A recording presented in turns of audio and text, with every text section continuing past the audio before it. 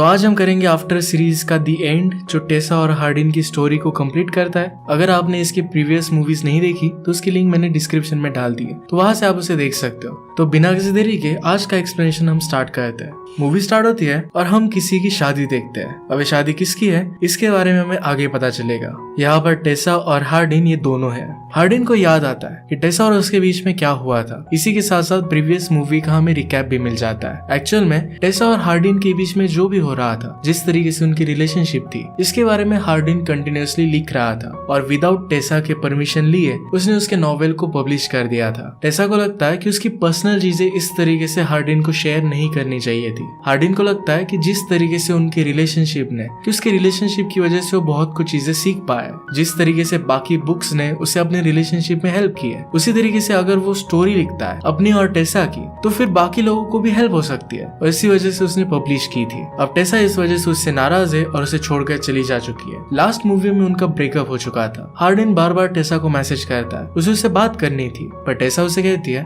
कि मैं हमारी रिलेशनशिप से मूव ऑन कर चुकी हूँ, तुम्हें भी इससे मूव ऑन कर देना चाहिए। एक बुक कंप्लीट होने के बाद अगली बुक का कॉन्ट्रैक्ट हार्डिन के पास था। ये वो लिखने की कोशिश करता है पर अब वो लिख नहीं पाता। आज रात वो अपने पब्लिशर से मिलता है। पब्लिशर उसे कहती है कि पूरा 1 साल हो चुका है, अगर तुम इस तरीके से अपनी बुक को पोस्टपोन करते रहे तो लोग तुम्हारे बारे में भूल जाएंगे। लोगों का आजकल अटेंशन स्पैन इतना ज्यादा नहीं है। हार्डिन ने ड्रिंकिंग छोड़ दी थी, पर आजकल वो थोड़ा थोड़ा ड्रिंक करने लग गया था। यहाँ पर पब्लिशर अपने एक फ्रेंड से मिलती है। फ्रेंड हार्डिन से कहती है कि तुम्हें भी हमें ज्वाइन करना चाहिए। हार्डिन इसके लिए मना कर रहा था। वहाँ पर सब लोग जब डांस कर रहे थे तो उनमें हार्डिन को टेसा ही दिखती है। पब्लिशर और उसके फ्रेंड के साथ हार्डिन घर पर आ जाता है। पब्लिशर की फ्रेंड हार्डिन और टेसा की फोटो देखती है और इसके बारे में उससे पूछ रही थी, पर हार्डिन इसका आंसर देना सही नहीं समझता। पब्लिशर कहती है कि तुम्हें हमारे साथ एंजॉय करना चाहिए। हार्डिन उन दोनों में उतना इंटरेस्ट नहीं दिखा था। वो दोनों आज रात वहीं पर इंटीमेट हो जाती है। अगली सुबह पब्लिशर की गर्लफ्रेंड उससे पूछ रही थी, तुम्हें क्या लगता है ये इस तरीके से क्यों बिहेव कर रहा है, क्या ये ठीक है? पब्लिशर कहती कि इसकी हालत बहुत ज्यादा खराब है। वो टेसा के अलावा पूरी तरीके से लॉस्ट हो चुका है। हार्डिन अब उठ चुका था और ये सारी बातें सुन लेता है। वो जल्दी से वहां से जाने लग गया। पब्लिशर उसे कहती है कि हमने तुम्हें एडवांस दे दिया है, अगर तुम जल्दी से बुक को कंप्लीट नहीं करते तुम्हें वो एडवांस वापस करना पड़ेगा। आज हार्डिन अपनी मदर और फादर से मिल रहा था। हार्डिन वहां पर लिकर मंगवाता है। उसके फादर कहते हैं कि क्या तुमने फिर से ड्रिंकिंग करना स्टार्ट कर दिया? हार्डिन कहता है कि मैं छोटा बच्चा नहीं हूँ, मैं थोड़ा फार तो हैंडल कर ही सकता हूँ। हार्डिन के फादर कहते हैं कि मैंने सुना कि तुम अपनी बुक लिख नहीं पा रहे, अगर तुम चाहो तो तुम्हारे बुक के पब्लिशिंग कॉन्ट्रैक्ट में खुद ले सकता हो। हमारा पब्लिशिंग हाउस तुम्हें कोई भी हरी नहीं करेगा, तुम्हें जितना टाइम चाहे उतना तुम ले सकते हो। हार्डिन इसके लिए मना कर देता है। उसकी मदर उससे पूछती है कि तुम्हारे साथ चल क्या रहा है? हार्डिन कहता है कि मैं जब भी लिखने की कोशिश करता हूँ टेसा के बारे में सोचता रहता हूँ। जो भी मैं लिखता हूँ सब कुछ उसी के बारे में होता है। उसने कभी भी ऐसी दुनिया इमेजिन नहीं की है जिसमें टेसा उसके साथ नहीं। उसे लगता है फिर से और कोई बुक अब वो नहीं लिख सकता। हार्डिन के फादर उसे कहते हैं, मैं जानता हूँ कि अच्छा राइटर कौन होता है, मेरा पूरा करियर इस पर बेस्ड है और मैं बता सकता हूँ कि तुम एक अच्छे राइटर हो, तुम्हें इस तरीके से गिव अप नहीं करना चाहिए। तभी उन्हें कॉल आ जाता है और उन्हें अब जाना था। हार्डिन इस बात पर भी गुस्सा हो रहा था, पर फादर कहते हैं कि तुम यहाँ पर 1 घंटा लेट आए थे और मुझे काम करना पड़ेगा तो मुझे जाना है। मदर कहती है तुम्हें थोड़े दिनों के लिए कहीं और चले जाना चाहिए, नई सीनरी में जाओगे तो मूव ऑन करने के लिए तुम्हें आसान हो जाएगा। हार्डिन की मदर नैटली से मिली थी। ये हमारी और एक मेन कैरेक्टर है। वो कहती है कि नैटली तुम्हारे बारे में पूछ रही थी, वो लिस्बन में है। हार्डिन घर जाकर फिर से राइट करने की कोशिश करता है पर कुछ भी लिख नहीं पाता। उसने फिर डायरेक्टली फ्लाइट ली और वो लिस्बन पहुंच गया। वहां वह पहुंच कर नैटली को ढूंढने लगता है। फाइनली उसके शॉप पर वो पहुंच जाता है। नैटली उसे देखकर बहुत सरप्राइज थी। उसे पूछती है कि तुम यहाँ पर कर क्या रहे हो? हार्डिन कहता है कि मैंने जो किया था वो गलत था, इसी वजह से तुमसे बात करने के लिए मैं आया हूँ। नैटली कहती है कि मेरी यहाँ पर एक अपॉइंटमेंट चल रही है, मैं तुमसे बाद में बात करूंगी। नैटली बिजी थी तो फिर हार्डिन यहाँ से चला जाता है। वो एक बार में आ गया। अब एक्चुअल में हार्डिन और नैटली के बीच में हुआ क्या था इसके बारे में हमें पता चलेगा। ये स्टोरी है 5 साल पहले की। हार्डिन अपने फ्रेंड के गैराज में उनके साथ हैंग आउट कर रहा था। वो कार्ड्स प्ले कर रहे थे, तभी वहां पर नैटली अपनी कार को रिपेयर करवाने के लिए आती है। हार्डिन का फ्रेंड नैटली के साथ फ्लर्ट करने की कोशिश करता है पर नैटली वहां से चली जाती है। फ्रेंड कहता है कि वैसे भी इस टाइप की लड़कियां किसी से भी नहीं पटती। हार्डिन कहता है कि ऐसा भी कुछ नहीं है। फ्रेंड ने कहा कि हम एक बेट लगाते हैं, अगर तुम उसके साथ इंटीमेट हो पाए तो ये वॉच तुम्हारी। हार्डिन ने चैलेंज एक्सेप्ट कर लेता है। प्रेजेंट में हम देखते हैं कि नैटली जरा सोचती है और हार्डिन को बोलती है कि तुम कहाँ पर हो। 5 साल पहले हार्डिन ने नैटली के साथ फ्रेंडशिप की और उसके साथ वो इंटीमेट हो रहा था। वो मोबाइल वहां पर रिकॉर्डिंग के लिए लगा देता है। नैटली पूछती है कि तुम इससे करोगे क्या? हार्डिन कहता है कि ये सिर्फ मेरे लिए है, मैं हम दोनों को याद करूंगा। इंटीमेट होते वक्त उसने फिर ये रिकॉर्ड कर लिया। प्रेजेंट में हम देखते हैं कि नैटली हार्डिन से मिलने के लिए आती है। उससे पूछती है कि अब तुम कहाँ पर रह रहे हो। हार्डिन कहता है कि मैं यूएस में थोड़े दिन रहने के लिए गया था, पर अब घर पर वापस आ चुका हूँ। हार्डिन कहता है कि यहाँ पर मैं तुम्हें सॉरी कहने के लिए आया था। नैटली फिर उसे ड्रिंक्स ऑफर करती है। यहाँ के स्पेशल ड्रिंक्स थे जो हार्डिन को उतने ज्यादा पसंद नहीं आते। हार्डिन कहता है कि अगर मुझे किसी चीज की आदत हो जाती है तो वही चीज मुझे अच्छी लगती है। वो नैटली से पूछता है तुम यहाँ पर कैसे।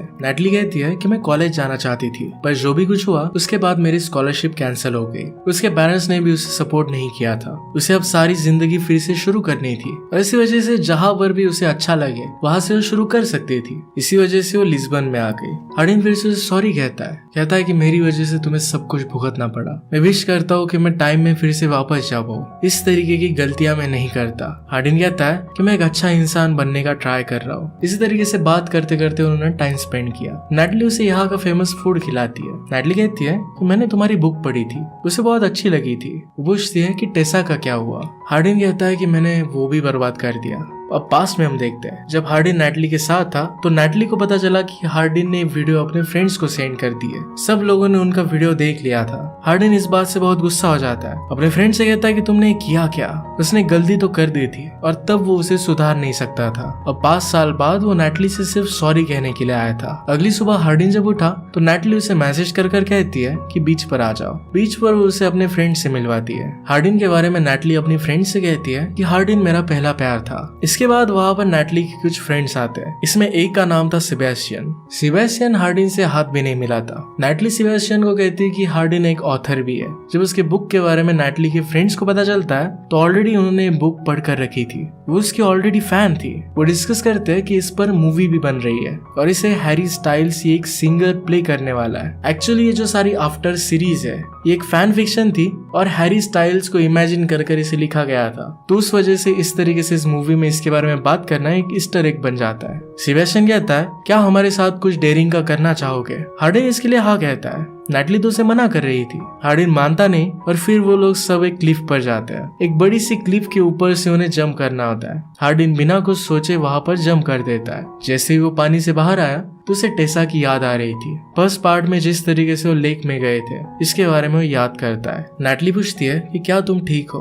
हार्डिन कहता है कि मैं ठीक हो जाऊंगा। आज वो घर आकर फिर से राइड करने की कोशिश कर रहा था पर कुछ भी कर नहीं पाता। उसे अपने ब्रदर का कॉल आ रहा था पर इसे वो पिकअप नहीं करता। फिर से टेसा को मैसेज करता है कि मैं तुम्हें मिस कर रहा हूँ। टेसा सिर्फ इसे पढ़ लेती है और फिर रख देती है। अगली सुबह हार्डिन फिर से नैटली से मिलता है। नैटली उसे एक हेल्दी जूस देती है। हार्डिन कहता है कि मुझे ये सब चीजें अच्छी नहीं लगती, पर एक्चुअली जब उसने उसे टेस्ट किया तो उसे अच्छा लगता है। नैटली फिर हार्डिन को एक शिप पर लेकर जाती है। हार्डिन कहता है कि इस तरीके से जरा बाहर आना ये मुझे अच्छा लग रहा है। मैंने खुद को घर में बंद कर रखा था। नैटली उसे समझने की कोशिश कर रही थी। हार्डिन कहता है तुम्हें किसी पर्सन के लेयर्स को खुले करना अच्छा लगता है। नैटली कहती है कि इसी वे से तुम किसी आदमी के दिल तक पहुंच सकते हो। नैटली कहती है कि तुम इतना स्ट्रगल क्यों कर रहे हो। हार्डिन कहता है कि मैं सेकंड बुक लिख नहीं पा रहा। हमेशा बहुत सारे ऑथर्स के साथ ऐसा होता है कि एक बुक वो लिख डालते हैं जो बहुत ही अच्छी बनती है, पर फिर सेकंड बुक लिखना है उनके लिए बहुत ज्यादा हार्ड हो जाता है। उसी सिंड्रोम से हार्डिन गुजर रहा था। वो कहता है फर्स्ट बुक लिखते वक्त टेसा मेरे साथ थी, वो मेरी इंस्पिरेशन थी,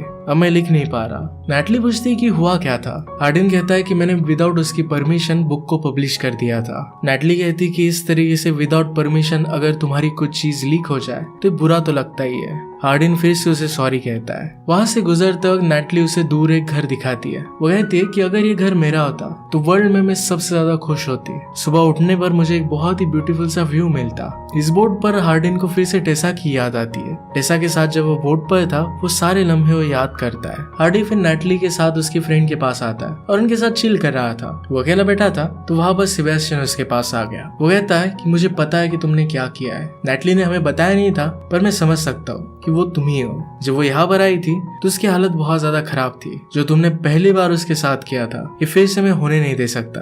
सेबेस्टियन उसे उकसाने की कोशिश कर रहा था पर हार्डिन वहां से उठकर चला जाता है। नैटली उसके पास आई तो कहता है कि मैंने जो किया इस बात के लिए मैं कभी भी खुद को माफ नहीं करूंगा। नैटली कहती है कि मैं अपनी लाइफ में मूव ऑन कर चुकी हूँ, इस बात से मुझे कुछ भी फर्क नहीं पड़ता। अब तुम्हें भी नहीं पढ़ना चाहिए, तुम्हें भी आगे बढ़ना चाहिए। हार्डिन फिर टेसा की एक फ्रेंड के साथ डांस करने लगता है। इस बात से सेबेस्टियन को गुस्सा आ गया। उसे उसे मारने लग गया। वहाँ पर पुलिस आ जाते हैं और हार्डिन को अरेस्ट कर लेते हैं। थोड़ी देर बाद हार्डिन के फादर उसे वहाँ से निकाल लेते हैं। हार्डिन ने पूछा कि आपने मुझे ढूंढा कैसे? फादर कहते हैं कि नैटली ने तुम्हारी मदर को कॉल किया था। फादर कहते हैं कि अब तुम्हें सारी चीजों को भूल जाना चाहिए। इस तरीके से ड्रिंक करना, लोगों से फाइट करना, है सारी चीजें सही नहीं है। मैं तो सरप्राइज हूँ कि तुम्हें खुद की शर्म नहीं आती। हार्डिन कहता है कि मैं भी ट्राई कर रहा हूँ, मूव ऑन करने के लिए तो मैं इस प्लेस पर आया था। मुझे नहीं लगता कि मैं कभी भी टेसा से मूव ऑन कर पाऊंगा। शायद उसने कर लिया होगा पर मैं नहीं कर पाऊंगा। फादर कहते हैं कि क्या तुमने उससे बात की थी? हार्डिन कहता है कि सिर्फ मैं ही उसे मैसेज कर रहा हूँ। वहां से कुछ रिप्लाई नहीं आया। मैं उसे छोड़ने की बात सोच भी नहीं सकता।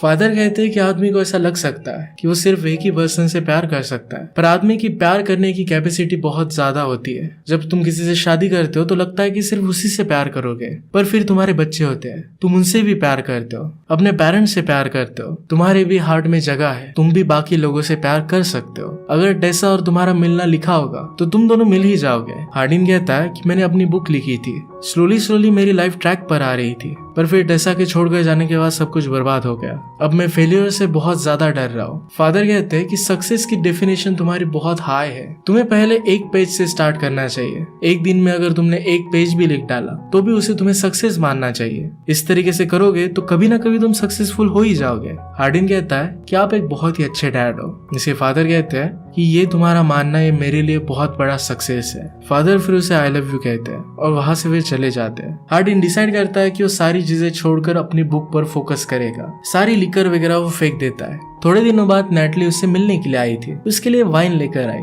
हार्डिन कहता है कि अब मैं ये छोड़ चुका हूँ। नैटली कहती कि हमें इसे वेस्ट नहीं करना चाहिए, तो वापस लेकर जाने वाली थी। वो हार्डिन की केयर करती है और फिर उसके करीब आ रही थी, पर हार्डिन उससे दूर चला जाता है। वो कहता है कि मैं अब भी टेसा से बहुत प्यार करता हूँ, तुमने मुझे जो चांस दिया इसके लिए मैं बहुत ग्रेटफुल हूँ। तुम एक ऐसे पर्सन को डिजर्व करती हो जो पूरी तरीके से तुमसे प्यार करे। नैटली के जाने के बाद हार्डिन को लैंडन का कॉल आता है। लैंडन कह रहा था कि अब वो शादी कर रहा है, शादी में उसे इनवाइट करता है। हार्डिन कहता है कि मैं वहां पर आ जाऊंगा। हार्डिन अब जी जान लगाकर अपने बुक पर मेहनत करता है। उसने फाइनली अपनी बुक कंप्लीट कर ली थी। नैटली ने उसे हेल्दी जूस पीने की भी आदत लगवाई दी थी। वो अब एक अच्छा पर्सन बन रहा था। बुक लिखना कंप्लीट होने के बाद वो नैटली के पास आता है, कहता है कि इस बुक में तुम्हारा भी कैरेक्टर है। तुम अगर कहोगी कि मैं इसे पब्लिश ना करूं तो तुम्हारे कैरेक्टर को मैं यहाँ से निकाल दूंगा।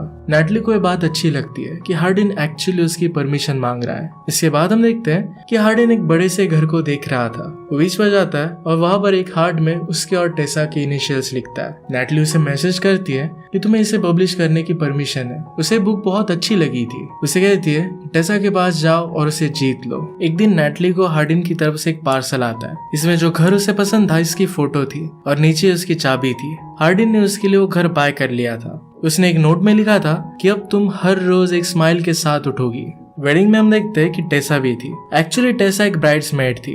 वो नोरा की अच्छी फ्रेंड है और इसी वजह से वो ब्राइडमेड बनी है। नोरा कहती कि हार्डिन भी यहाँ पर आया हुआ है। वो लैंडन का ब्रदर है, इस वजह से उसे बुलाना पड़ा, वरना मैं उसे यहाँ पर अलाउड नहीं करती। यहाँ पर प्रीवियस मूवीज में टेसा का जो फ्रेंड था जिसका नाम है रॉबर्ट, ये भी आया हुआ है। हार्डिन रॉबर्ट को हेट करता था क्योंकि रॉबर्ट ने टेसा के साथ फ्लर्ट किया है। हार्डिन लैंडन का बेस्ट मैन था। जब वेडिंग होती है तो ब्राइडमेड्स और बेस्ट मैन ये दोनों साथ में चल कर आते हैं, तो हार्डिन और टेसा को साथ में आना पड़ता है। हार्डिन कहता है तुम हमेशा सब में बहुत ब्यूटीफुल लगती हो। वेडिंग के वक्त वो एक दूसरे को ही देख रहे थे। लैंडन और नोरा की वेडिंग होती है। हार्डिन दूर से टेसा को देख रहा था। रॉबर्ट भी टेसा के आसपास ही घूम रहा था। वो जाकर अपने फादर से बात करता है। किम हार्डिन को देखकर हंस रही थी। वो कहती कि हार्डिन जिस तरीके से हर्ट हो रहा है ये देखकर मुझे बहुत हंसी आ रही है। वो हार्डिन को बताती है कि एक्चुअल में टेसा और रॉबर्ट ये एक दूसरे को डेट नहीं कर रहे हैं। टेसा के लिए रॉबर्ट सिर्फ एक ब्रदर की तरह है। रॉबर्ट एक्चुअली किसी और लड़की के साथ अब शादी करने वाला है। हार्डिन फिर एक छोटे बच्चे के पास जाता है। वो इस बच्चे को कहता है कि जाओ और टेसा को डांस के लिए पूछो।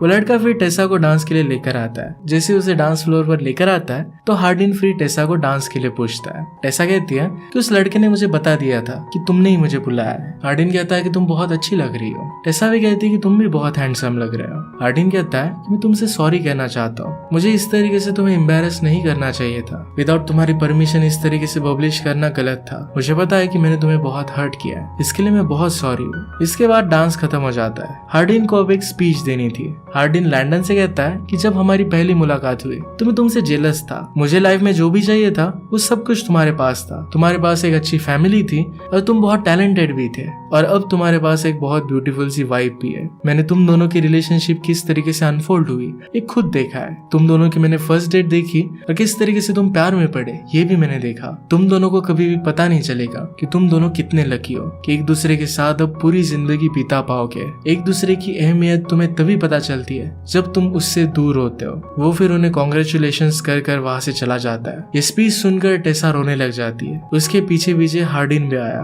टेसा कहती है किस तरीके से हम दोनों के बारे में तुम बात नहीं कर सकते। वो बहुत इमोशनल थी। हार्डिन कहता है कि क्यों नहीं कर सकता। टेसा कहती है कि ये सारी चीजें मेरे लिए बहुत हार्ड हो जाती है। तुम हमेशा इंटरव्यूज में कहते रहते हो तुम मुझसे कितना प्यार करते हो। हार्डिन कहता है कि मैं सिर्फ तुम्हारा अटेंशन पाना चाहता था। टेसा कहती है कि तुमसे मुझे बहुत गुस्सा आता है। वो फिर उसके पास जाकर उसे किस कर लेती है। वो दोनों वहीं पर इंटीमेट होने लग गए। इसके बाद टेसा कहती है कि मैंने जब तुम्हारी मैन्युस्क्रिप्ट पढ़ी थी तो मैं इस बात से बहुत डर गई। लोग क्या सोचेंगे इस बात से मुझे बहुत फर्क पड़ रहा था। मेरा इस तरीके से सोचना गलत था। वो कहती है कि मैं सिर्फ तुम्हें चाहती हूँ, मुझे लोगों की परवाह नहीं करनी, मुझे सिर्फ तुम्हारे साथ रहना है। हार्डिन कहता है कि मैं तुमसे बहुत प्यार करता हूँ, तुमसे शादी करना चाहता हूँ। वहीं पर एक रिंग लेकर उसे वो प्रपोज कर देता है। टेसा ने इसके लिए उसे हाँ कहा। इसके बाद हम देखते हैं कि कुछ साल गुजर चुके हैं। हार्डिन ने और बुक्स लिखी है। वो घर पर आता है तो वहां पर टेसा और उसकी डॉटर भी थी। उनकी फैमिली अब कंप्लीट हो चुकी थी। हार्डिन टेसा की बेली को किस करता है और टेसा फिर से प्रेग्नेंट है।